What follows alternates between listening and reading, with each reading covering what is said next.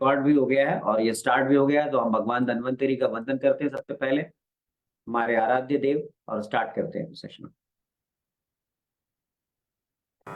नमामि धन्वन्तरिमादिदेवम्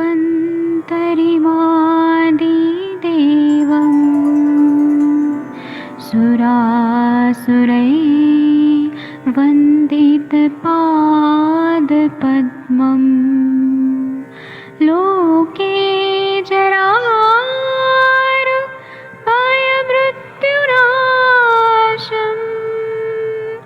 दातारमीशम्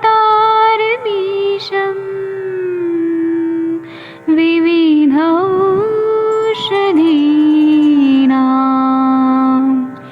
शङ्खं चक्रं जलौकां दधतं मृतघटं चारुतोर्भिश्चतुर्भिः सूक्ष्मस्वच्छादिरुद्यं शुकपरिविलसन् मौलिमं भोजनेत्रम् कालाम्बोदोज्ज्वलाङ्गं कटितटविलसत् चारुपीताम्बराढ्यं वन्दे धन्वन्तरिं तं निखिलगदमिव प्रौढदावाग्निनीलम्।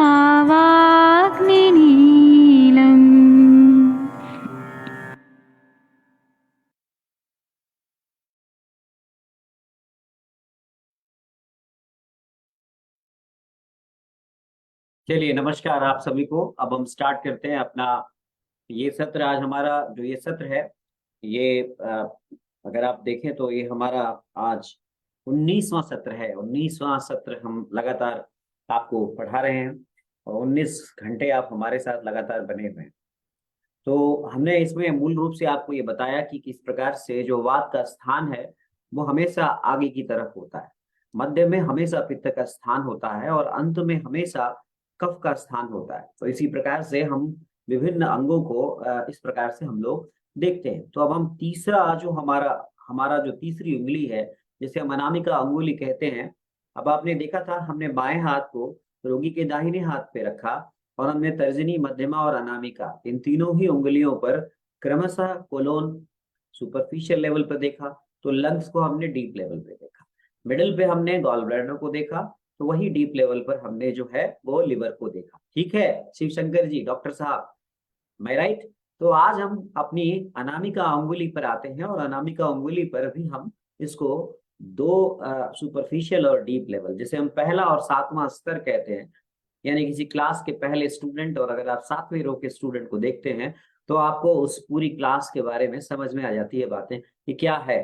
तो पहले रो में हम पेरिकार्डियम देखते हैं, यानी हृदय के बाहर की झिल्ली देखते हैं, जिसको हम कुछ यूं इस प्रकार से बताते हैं। हमने बताया कि इसमें आपने यही देखना है, रूपल जी, राजीव जी, हरदेव जी, कि आदौ च बहते वाता, यानी आगे की तरफ हमेशा वात होना चाहिए डिस्टल एंड पर, मध्यम पित्तम तथैव च, और मध्यम हिस्से पर हमेशा कफ होना चाहिए, सॉरी पित्त होना चाहिए, और अंते तु बहते श्लेष्मा, और जो अंत यानी कि प्रॉक्सिमल वाला हिस्सा है वहां पर हमेशा जो है वो हमारा कफ होना चाहिए। यदि ये इस प्रकार से हमें दिख रहा है तो हमारे अंग सही काम कर रहे हैं, हम ये मानते हैं कि वो ऑर्गन जो है वो ठीक ठाक वर्क कर रहा है। लेकिन यदि इससे अगर कोई भी परिवर्तन हमें दिखता है, उदाहरण के तौर पर कि यदि वात के स्थान पर हमें कफ की नाड़ी मिलती है, पित्त अपने स्थान पर अत्यधिक तीव्रता से उछलता है, और कफ के स्थान पर हमारे वात की नाड़ी मिलती है, तो ये तीनों ही हमें समस्याओं का जो है एक प्रकार से परिचायक है, दिखाता है उस अंग में किसी न किसी प्रकार की विकृति है। तो आज हम पेरिकार्डियम को देखेंगे। जो आप सब जानते हैं कि पेरिकार्डियम जो है हमारी हृदय की झिल्ली होती है। तो सुकृति जी हैं, जितेंद्र जी हैं, श्वेता जी हैं, काले साहब हैं, सपना जी हैं, राजीव जी हैं, वर्षा जी हैं, मिश्रा साहब हैं हमारे साथ, जितेंद्र मिश्रा जी एकेडमिशियन हैं, सुधीर कुमार जी हैं। आप सभी का बहुत बहुत स्वागत है, अभिनंदन है। और कुछ लोग जो हैं, मुझे मालूम था कि वो अब थोड़ा सा उनको दिक्कत आएगी, जैसे कि वीरेंद्र वर्मा जी थे, मैं बार बार उनको याद कर रहा हूँ, वो अब नहीं आ रहे हैं क्योंकि उनको अब बेसिक्स पता नहीं था। तो थोड़ा सा मैंने कहा था कि यहाँ पे आपको आगे जा करके जब अंगों को पढ़ते हैं तो आपको थोड़ी सी समस्या आपको आती है, आपको definitely you will get some, समझने में थोड़ी सी दिक्कत आती है जहाँ पे शरीर रचना की बात आती है, जहाँ पे आपको वहाँ थोड़ा सा आपको मेडिकल साइंस का लैंग्वेज नॉलेज होना बहुत जरूरी है, आवश्यक है। तो आइए हम आपको बताते हैं पेरिकार्डियम। देखिए पेरिकार्डियम कहाँ मिलती है, सर शिव शंकर जी आप एक्सप्लेन करेंगे पेरिकार्डियल पल्स कहाँ हम देखते हैं उसको, हम बताइए। सर पेरिकार्डियम सुपरफिशियल में देखेंगे और हमारे रिंग फिंगर में देखेंगे।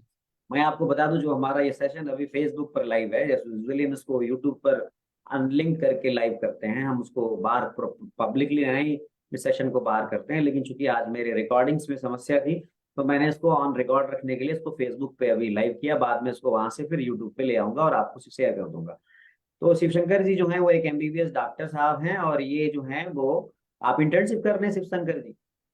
सर मेरा इंटर्नशिप कंप्लीट हो चुका है और अभी मैं साइकेट्री में जेआर हूँ, अभी जूनियर रेजिडेंट हूँ अभी। ये साइकेट्री में जेआरशिप कर रहे हैं, देखिए शिवशंकर जी हमारे साथ में, और ये नाड़ी सीखते हैं। तो हमारे कई आयुर्वेद के डॉक्टर्स जो हैं वो बड़ा सकुचाते हैं कि बड़ा कि भाई नब्ज परीक्षा नाड़ी परीक्षा हमें केवल जो है ये सीखने से क्या फायदा होगा। तो देखिए ना, जब एलोपैथिक डॉक्टर साहब एमबीबीएस करके जब साइकेट्री में एमडी कर रहे हैं, वो जब नाड़ी सीख सकते हैं, तो ये तो हमारी अपनी चीज है, इसको हमें सबको सीखना चाहिए, मेरा ये कहने का मतलब है। तो हमें इसको सीखना चाहिए। और हमारे साथ में बहुत अच्छे अच्छे वैद्य हैं, जितेंद्र मिश्रा जी हैं, अकेडमिशियन हैं, वो काफी नाड़ी पर रिसर्च कर रहे हैं। प्रियंका जी हैं, रवि कुमार सेठ जी रोज नए नए हमको केसेस बताते हैं। हरदेव सिंह सैनी जी ने तो काफी नाड़ी पर अध्ययन किया हुआ है। तो सपना जायसवाल जी भी बीच बीच में अपना जो है एक्सपीरियंस देती है। शिवशंकर जी कुछ पूछना चाहते हैं, बताइए। सर एक पेशेंट का आज नाड़ी देखे तो जी। है कि कफ पे भी नाड़ी मिल रहा था और पित्त पित्त में और वात में। तो ये दोनों नाड़ी में मतलब राइट हैंड का देख रहा था मैं, पेशेंट का राइट हैंड में तो जी। था कि बहुत पल्सेशन जो था बहुत धीमा धीमा लग रहा था, और उसके बाद दो दो बार का फिर स्पाइक मतलब ज्यादा पिच में था उसका। आपने उसको क्या डायग्नोज किया, आपने क्या आपको समझ में आया, आप ये मुझे बताइए फिर मैं बताता हूँ। अ, सर जैसे कि सर ये क्योंकि दो बार आ रहा था हमसे, बीट तो सर मिस हो नहीं रहा था, बीट आ ही रहा था।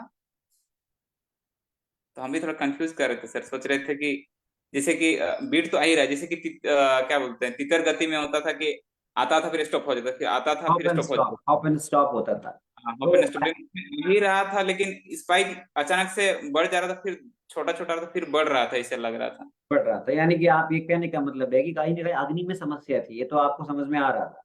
तो हाँ हाँ हाँ गति आप देख रहे थे तो अग्नि में समस्या थी। तो दो कारण हाँ हो सकते हैं, या तो उसके अग्नि मंद की स्थिति, या तो उसके गैस जो है उसकी जठराग्नि में, या फिर कोई इस प्रकार की समस्या जिसे हमने आपने बताया था, जिसको आपने बिल्कुल सही समझा, जिसे आपने जो प्राइमरी लेवल पर जो हमने बताया था तीतर गति से आपने उसको कोरिलेट किया।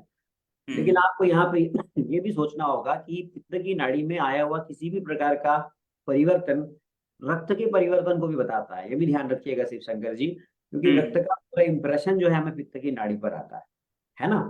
क्योंकि हाँ दोनों के गुण में भी सामान्यता है, आप देखेंगे तो रक्त और पित्त के गुण काफी कुछ मिलते जुलते हैं, और रक्त का प्रवाह जो है हमें वो पित्त की नाड़ी पर प्रोमिनेंटली दिखता है, जैसे मैंने आपको क्यूआरएस कॉम्प्लेक्स से समझाया था। हम्म तो बेसिकली आप सही डायरेक्शन में जा रहे हैं, आपका सोचना बिल्कुल सही है और आप सही देख रहे हैं। अब आपने मरीज को क्या बताया और क्या उससे वो मैच किया है नहीं, क्या ये बताया? सर पेशेंट तो बेड रिडेंट पेशेंट थे, जी। और है कि उनका मतलब वेंटिलेशन में थे वो पेशेंट। वेंटिलेटर पे तो थे वो? वेंटिलेटर में थे। जी जी। निश्चित रूप से आप, इसका मतलब है कि उसका जो एक प्रकार से जो उसकी जो अग्नि का बल है वो एकदम, जिसे कहते हैं ना दिया एकदम से फड़फड़ाता है और फिर बुझता है, फड़फड़ाता है फिर बुझता है, इस प्रकार हम्म की स्थिति है। तो कहीं हृदयगत समस्या भी हो सकती है, उसको रक्त का अवरोध भी हो सकता है, और वो पेशेंट एक प्रकार के अभी तो फिलहाल आपको ऐसा लग रहा है, बाद में वो सन्निपातक या त्रिदोषस अवस्था में भी जा सकते हैं, है ना। तो हाँ आप उसको गौर करिएगा, वो आईसीयू में है तो डेफिनेटली आपको उसको देखना चाहिए। आप तो खुद एलोपैथिक डॉक्टर हैं, तो आप हाँ बेहतर सर हैं। मिला था पेशेंट। और आज मतलब मैं कॉल पे गया हुआ था एक्चुअली तो में। मैं एक बात बताना चाहूंगा कि देखिए ये एक एलोपैथिक डॉक्टर हैं और मेरे से नाड़ी सीखते हैं, और ये सारा सारा अपने केसेस यहाँ पे प्रेजेंट करते हैं। तो मुझे मुझे बड़ा खुशी होती जब हमारे आयुर्वेद के वैद्य लोग भी इस प्रकार से केसेस डिस्कस करते, तो बड़ा अच्छा लगता। और उसमें केवल कुछ लोग मुझे बड़े इंटरेस्ट लेते हैं। आज शायद डॉक्टर काले नहीं है यहाँ पे, और मेरे हिसाब से आज वो एक डॉक्टर साहब और हैं, वो भी काफी अपने केसेस शेयर करते हैं, रवि कुमार सेठ जी भी करते हैं। चलिए और बताइए शिव शंकर जी, आज चर्चा ही करते हैं, फिर उसके बाद आगे बात करते हैं जी। और सर आपके द्वारा जितना भी सीखे हैं तो उसको अप्लाई करते हैं तो मतलब डायग्नोसिस जब बनाते हैं तो सटीक बैठता है, तो हमको बहुत अंदर से बहुत अच्छा लगता है, जो मैं 6 साल में नहीं सीख लेकिन पाया मुझे हूँ। लेकिन लेकिन लेकिन लेकिन लेकिन शिवशंकर जी, आप तो एलोपैथी के डॉक्टर हैं। आपकी पैथी तो ऐसा बताती नहीं है कि इस प्रकार से नाड़ी देख के नब्ज देख के हम डायग्नोसिस कर सकते हैं। अब आप हैं तो एमडी साइकेट्री में आप कर रहे हैं और आप नाड़ी देख रहे हैं। फिर तो मैं आपसे वही सवाल पूछूंगा कि आपको ये मतलब आप जब ये देखते हैं तो इसको चमत्कार तो नहीं कहते हैं ना इसको? सर आपको ये क्या चमत्कार, नहीं नहीं, ये आपको मैंने चमत्कार नहीं ऐसा है। तो नहीं, मैंने आपको जो ट्रेनिंग दी है उसमें ऐसा तो नहीं बताया कि वो चमत्कार है। आप जो देख रहे हैं वो सारा चीजें हो रहा है। हाँ सर, ये ऐसा मतलब कोई चमत्कार नहीं है, ये भी एक साइंस है जो कि हम लोग एंशियंट साइंस है, पहले से ही ये एग्जिस्ट करता था। तो है कि अभी मैं उस साइंस को अभी मॉडर्न साइंस से के साथ अगर जोड़ करके देख रहा हूँ तो बहुत ज्यादा ही बेनिफिट मिल रहा है इसको। और जैसे डायग्नोसिस बहुत ज्यादा इजी है। और ये है कि प्रिसाइज ही डायग्नोसिस एक हिसाब से बोल सकते हैं, तो पूरा सटीक डायग्नोसिस बनता है। बहुत बढ़िया प्रेसाइज हमारी डायग्नोसिस बनती है इससे। तो मैं कहता हूं कि हमें हर ज्ञान जो वहां से मिले अच्छी चीज, हमारे यहाँ आचार्य चरक भी कह के गए हैं कि आपको आ, हम कहते हैं ना कि वो चिकित्सक श्रेष्ठ है जो देश काल के अनुसार विद्या को ग्रहण करता है और हर मरीज का क्लिनिकल एग्जामिनेशन करता है। ये हमारे यहाँ लिखा गया, पुरुषम पुरुषम विक्षम सगेयो भिषगोत्तमम। वो हर मरीज का क्लिनिकल एग्जामिनेशन कर करके जो डायग्नोसिस बना के ट्रीटमेंट देता है वो वैद्य श्रेष्ठ है, ऐसा हमारे यहाँ आचार्य चरक कह के गए। तो देश कालो कहते हैं ना, योग मानसा तुयु विद्या देश कालो पादितम पुरुषम पुरुषम विक्षम सगेयो भिषगोत्तमम। यानी कि वो विद्या जो देश काल के अनुसार ग्रहण की गई हो और हर मरीज को वीक्ष करके एग्जामिन करके आप अगर ट्रीटमेंट देते हैं तो आप एक अच्छे श्रेष्ठ चिकित्सक बनते हैं।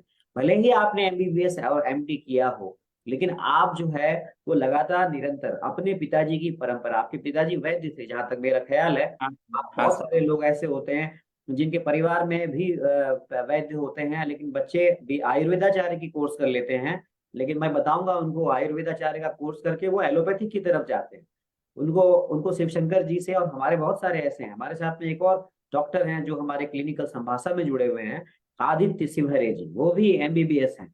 वो यानी कि एलोपैथिक साइंस, जो साइंस जिसका पूरा कॉन्सेप्ट ही अलग है, जब उस साइंस को पढ़ने वाले हमारी नाड़ी परीक्षा पर, मेरे द्वारा सिखाए गए नाड़ी परीक्षा पर भरोसा करके पूरी तरह से डायग्नोस करते हैं, तो हमारे वैद्यों को तो अवश्य इस पर सीखना चाहिए। ये एक मैसेज है उनके लिए। चलिए, तो और कुछ बताना चाहते हैं आप और किसी केस के बारे में तो आप बताइए। आज हम केस डिस्कशन करते हैं, फिर हम आगे बात करते हैं जी। और सर मैं यही चाह रहा था कि क्या ऐसे पॉसिबल है कि जो मानसिक विकृतियां हैं वो भी मतलब हम लोग इससे देख पाएंगे? बिल्कुल पॉसिबल है, बिल्कुल पॉसिबल है। मानसिक विकृतियों को भी आप नाड़ी परीक्षण से देख सकते हैं। दूसरा एक मैं बहुत आपको अच्छी चीज, मैं हमेशा मेरे मेरा मेरा अच्छा ये रहा है कि मैं ऑब्जर्वेशन करता रहता हूँ। ऑब्जर्वेशन हमेशा करिए आप, ऑब्जर्वेशन बहुत इंपॉर्टेंट चीज है। नाड़ी परीक्षा, अनिल शर्मा जी, जितेंद्र मिश्रा जी भी हैं यहाँ पे, उनके भी हम पॉइंट्स लेंगे। ये पूरा ऑब्जर्वेशन का सब्जेक्ट है। जिसका ऑब्जर्वेशन जितना अच्छा होगा वो उतना ही अच्छा क्लिनिशियन होगा। समझ रहे हैं मेरी बात को? क्लिनिशियन जी। होगा, जो जितना अच्छा क्लिनिशियन होगा वो उतना अच्छा नाड़ी वैद्य होगा, अगर वो आयुर्वेदाचार्य है तो आयुर्वेदाचार्य के लिए तो मैंडेटरी है कि उसका ऑब्जर्वेशन अच्छा होना चाहिए। क्योंकि सबसे पहला जो परीक्षण है वो दर्शन है। रोगी के अंदर आते ही हमारी डायग्नोसिस सपना जी बननी स्टार्ट हो जाती है। प्रश्न को आप गौण भी कर दें तो स्पर्श के द्वारा जो हम अभ्यास करते हैं वही नाड़ी परीक्षा है। और मैं आपको बताऊं कि मैं अपने 22 साल 25 साल के क्लिनिकल कैरियर में मैं बहुत समय से ये करता रहा। मैं करता था, लेकिन इसका जो इवैल्यूएशन है, साइंटिफिक इवैल्यूएशन, मुझे भी समझ में नहीं आता था। मैं करता था, जैसा मुझे समझ में आता था वो करता था। और मैं फिर से वही रिपीट करता हूँ कि जब मैंने इसका पूरा एनालिसिस किया अपने ब्रेन में और जो ऑब्जर्वेशन किया, तो इसके जो रिजल्ट्स मिले, वो रिजल्ट्स तो हमारे मॉडर्न साइंस से कहीं आगे हैं। मैंने आपको बताया कि लुइस ब्रेल ने जो ब्रेल का कॉन्सेप्ट डेवलप किया, वो कॉन्सेप्ट नाड़ी से लिया, ये मैंने बताया कि आपको जो हम आज की तारीख में जो ईसीजी के वेव्स को हम देखते हैं, वो वेव्स पूरी की पूरी बॉडी के द्वारा जो हमारी फिंगर्स में जनरेट होती है। तो आप देखिए ना कितनी बड़ी साइंस है ये।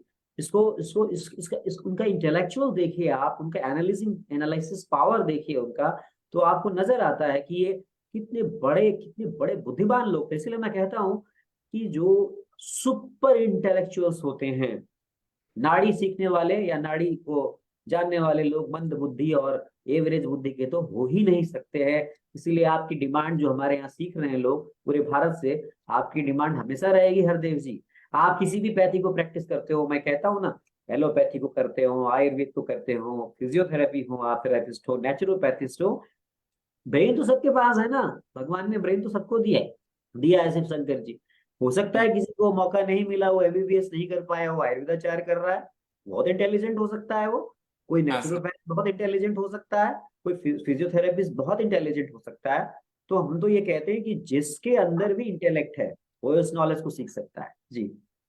और कुछ बताएंगे? अभी एक और शायद हमारे सामने यहाँ पे प्रश्न के लिए हाथ खड़ा किया है, आज हम कुछ प्रश्न लेंगे और फिर हम बताएंगे आपको। अभी शायद शायद सुधीर जी कुछ प्रश्न पूछ रहे थे, बोलिए सुधीर जी, बताइए।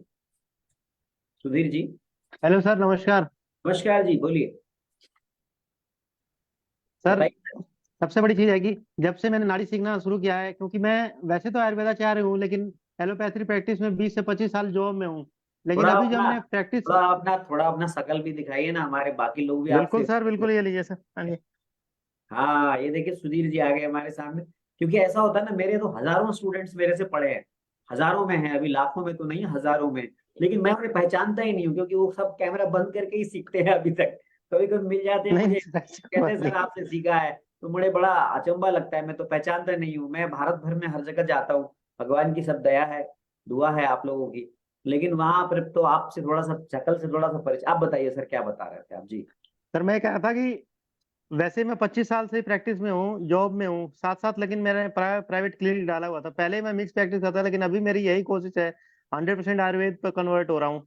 और दूसरी चीज क्या है कि इन दिनों में जैसे मैंने नाड़ी सीखना शुरू किया है, डायग्नोसिस में मतलब अमेजिंग रिस्पेक्ट है सर, अमेजिंग। हॉस्पिटल्स में भी जैसे इमरजेंसी में मेरा है वैसे जो डिपार्टमेंट है, तो मैंने पेशेंट देखा, और जैसे आपने बताया जैसे टीबीडी का मैंने डायग्नोसिस किया, और ऐसे मतलब 3-4 पेशेंट्स का ने ये किया, तो बहुत ही अमेजिंग मतलब ये लगा, और एक्सपीरियंस मतलब बहुत ही अमेजिंग है सर।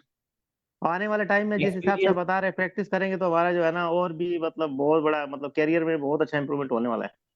देखिए ये बहुत बढ़िया आपने बताया कि एक्सपीरियंस अमेजिंग है, रियली आपका एक्सपीरियंस अमेजिंग होगा। यहाँ पे कुछ और भी लोग हमारे साथ जुड़े हुए हैं, शायद जितेंद्र मिश्रा जी, आप भी थोड़ा बहुत अपने केसेस कुछ बताना चाहें तो बताइए सर। आप तो दीपक गिरी जी भी है यहाँ पे, दीपक गिरी जी तो हमारे स्टूडेंट रहे हैं।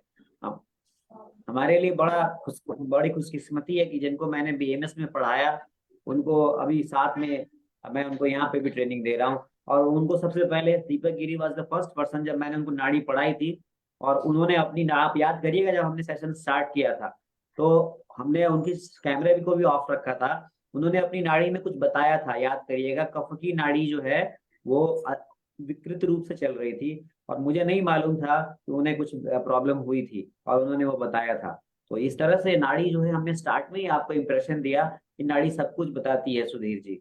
तो यहाँ पे जी। हम जितेंद्र मिश्रा जी, आप कुछ बताना चाहेंगे सर? कुछ केसेस अगर हो तो आप बताइए, हम आपके भी अपने एक्सपीरियंसेस हम शेयर करना चाहेंगे। आप sorry sir, now I am in journey so my voice will not reach, no problem. तो आइए वी जस्ट, अब हम आगे बढ़ते हैं। हमारे पास अब जो है पेरिकार्डियम, हम आपको पेरिकार्डियम के बारे में बताने जा रहे थे। तो ये हमारे नाड़ी विद्या के ज्ञानकार वैद्य लोगों का ही सब बनाया हुआ ये नोट्स है। और ये मेरे वो प्रिय छात्र, बहुत ही अच्छे चिकित्सक जो छत्तीसगढ़ से हैं, वैद्य आशीष कुमार पांडे जी, अभी शायद कहीं पर ड्यूटी पे थे, वो मुझसे मिल नहीं पाए, मैं वहां गया भी था।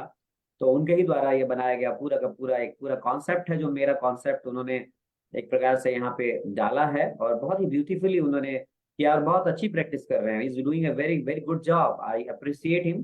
कहीं ना कहीं वो मुझे देखते होंगे वो, हालांकि मेरे सेशंस बहुत सारे लाइव नहीं होते हैं, वो हम बहुत ज्यादा उसको लाइव नहीं करते, क्योंकि बहुत सारे जो है इनकॉम्पिटेंट लोग भी जो हैं वो इसको सीखते हैं और फिर गलत तरीके से इसका प्रयोग करते हैं। मैं बताता हूँ आपको कि बहुत सारे लोग जो हैं अब नाड़ी परीक्षा को सिखाने में रुचि रखते हैं, पर खुद ही उनको कॉन्सेप्ट क्लियर नहीं है उसके बारे में।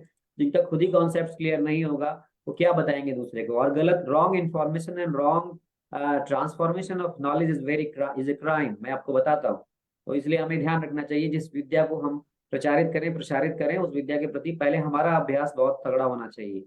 तो मैं मुझे कई लोग कहते हैं कि आप किताबें लिखिए। मैं कभी भी किताब लिखने के पक्षधर नहीं रहता हूँ, क्योंकि मेरा कंट्रीब्यूशन क्या है जो मैं किताब लिखूं?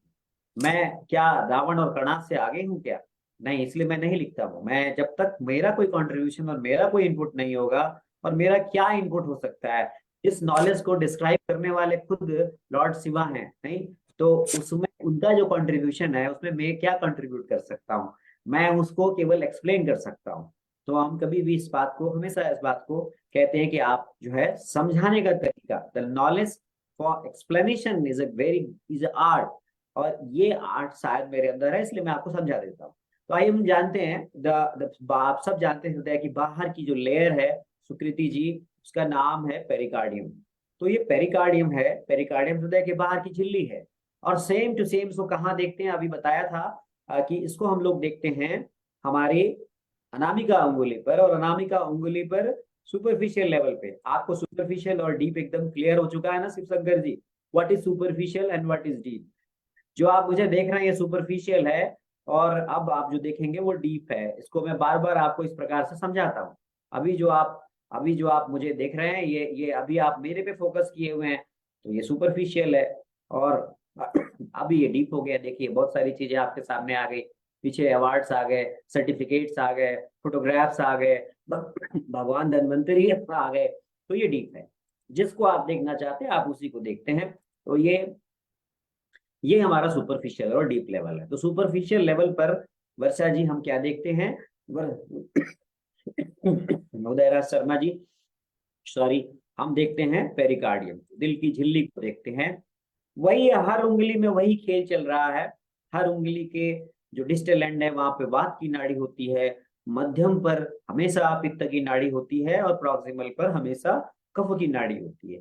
भैये आदौ च बहते वातः, मध्यम पित्तम तथैव च अन्ते तु बहते श्लेष्मा।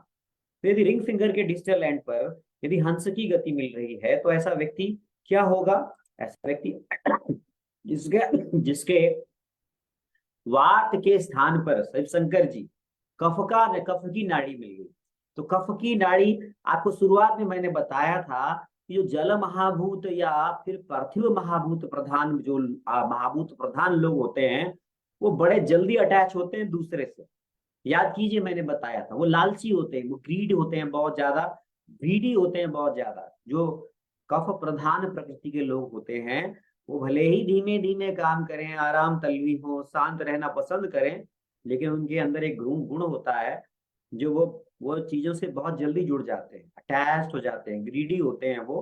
तो ऐसा ही आपको कुछ जो है वो इस प्रकार से पेरिकार्डियम के पल्स में, भारती जी, यदि आपको जहां वात का स्थान है वहां पे कफ की नाड़ी मिल रही है, तो दीपक जी ऐसे में व्यक्ति बहुत अटैच्ड होगा। क्योंकि हम क्या देख रहे हैं? हम दिल की झिल्ली देख रहे हैं। अटैचमेंट होगी उसमें, ग्रीडीनेस होगी उसमें। ऐसे लोग जो हैं वो प्यार मोहब्बत के चक्करों में फंसेंगे, कंपैशनेट होंगे, और पेरिकार्डियल डिफ्यूजन एक बहुत बड़ी समस्या होती है जो इनमें होती है। इसी प्रकार से ये समझ में आया आपको? समझ में आ गया जी शिव शंकर जी? ऐसी नाड़ी मिली कभी किसी में? देखा आपने कोई बहुत ज्यादा प्यार मोहब्बत के चक्कर में पड़ गया हो? एक देखा था ना आपने, एक पिक्चर आई थी डर, उसमें शाहरुख खान जो था वो कैसा ग्रीडी था, वो उसके लिए पिक्चर थी वो, मुझे याद होगा, आप देखिएगा डर। वो नेगेटिव रोल किया था उसमें। मेरी आवाज आ रही है आपको शिव शंकर जी? हाँ सर। अटैच किसी भी हद तक जा सकता था, वो इतना खतरनाक प्रेमी था वो। उसका वो एक जूही चावला उस फिल्म की हीरोइन थी आई थिंक, जो मुझे याद आ रहा है। ये नेगेटिव नेगेटिव सेंस में वो चीज डेवलप हो जाती है। लालच अगर हरदेव सिंह इतना जो बढ़ जाए कि आदमी कुछ भी करने को तैयार हो जाए, इतना किसी चीज से, चाहे वो धन हो, चाहे वो किसी भी चीज का हो, हमको किसी चीज के प्रति इतना ज्यादा, जो कहते हैं ना, अटैच हो जाना।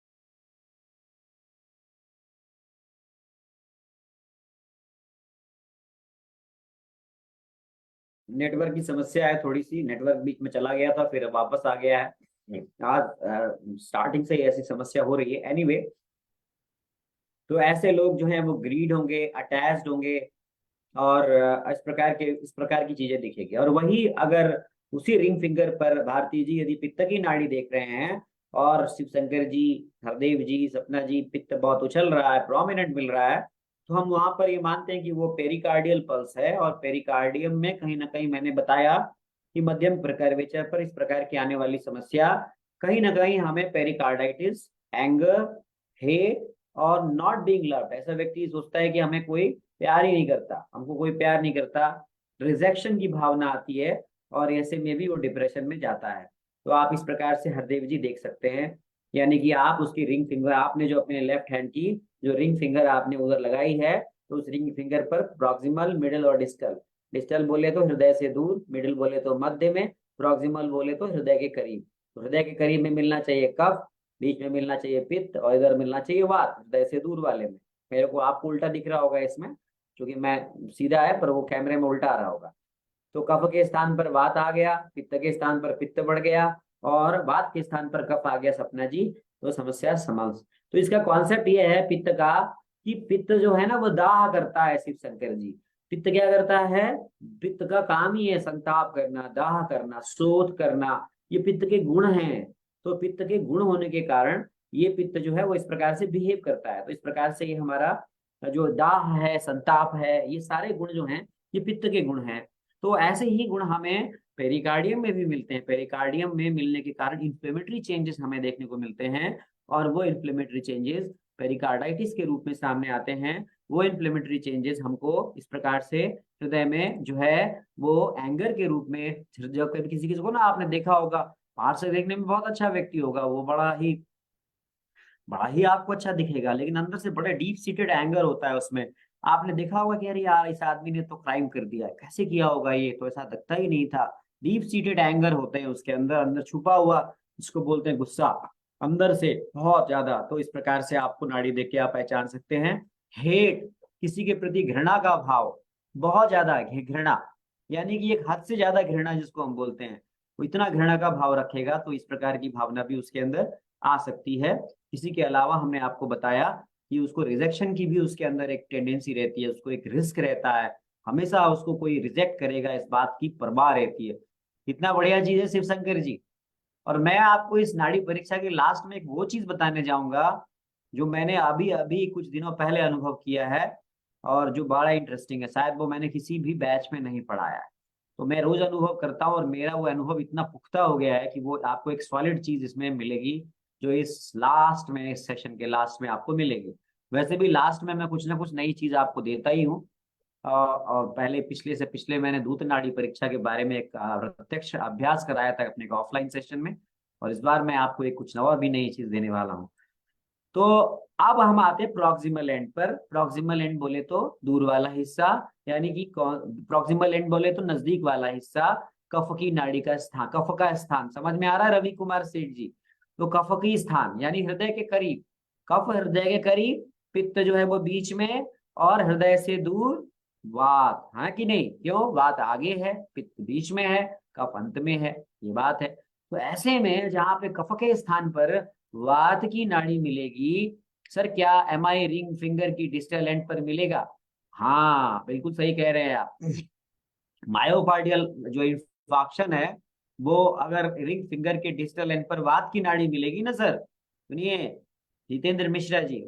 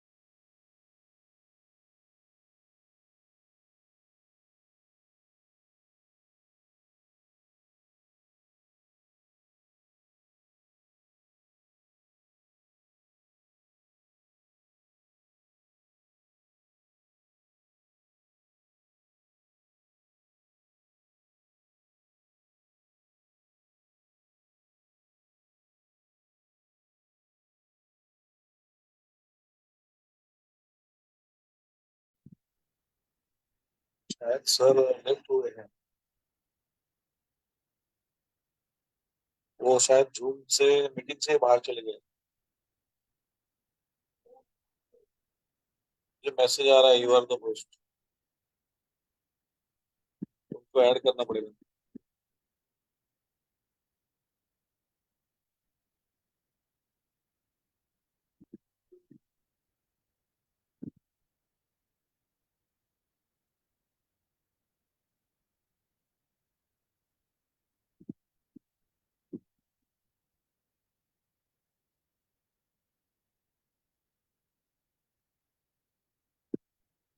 तो ऐड करने का ऑप्शन भी नहीं आ रहा है।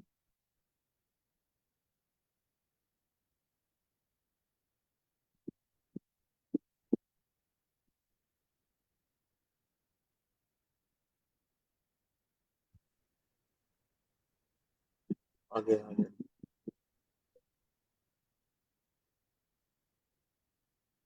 चलिए, बड़ी बड़ी समस्या और जद्दोजहद के बाद जो है फिर से ये नेटवर्क आया है।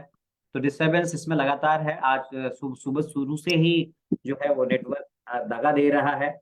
जैसे नाड़ी में जो है त्रिदोष नाड़ी चलती है ना, जब अभी पढ़ेंगे आप, तो आती है और नाड़ी छोड़ती है, आती है, यही यही होता है। जब नेटवर्क आता है और छोड़ता है, नेटवर्क आता है।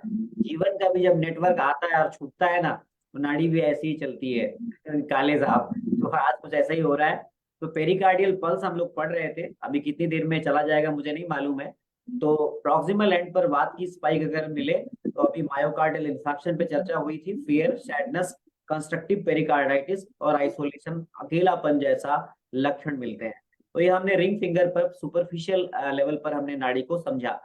अब आपको हम कल बताएंगे दोषाज सर्कुलेशन, दोषों का पूरा सर्कुलेशन हम देखते हैं शिव शंकर जी अनामिका उंगली के डीप लेवल पर। ये बड़ा मजेदार है, इसको समझना बड़ा इंटरेस्टिंग है।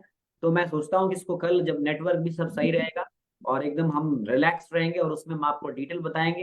ये चाइनीज पल्स सिस्टम से ये पूरा इन्फ्लुएंस्ड है और इसको आपको बहुत अच्छा लगेगा। तो आप काले साहब, आप कुछ अपना एक्सपीरियंस शेयर कर सकते हैं? आपको हम अभी ढूंढ रहे थे, कुछ आपने नई चीज देखी हो तो हमारे पार्टिसिपेंट्स को आप जरूर बताइए, क्योंकि आप भी काफी नाड़ी पर अपना पकड़ रखते हैं, मैंने देखा है जी।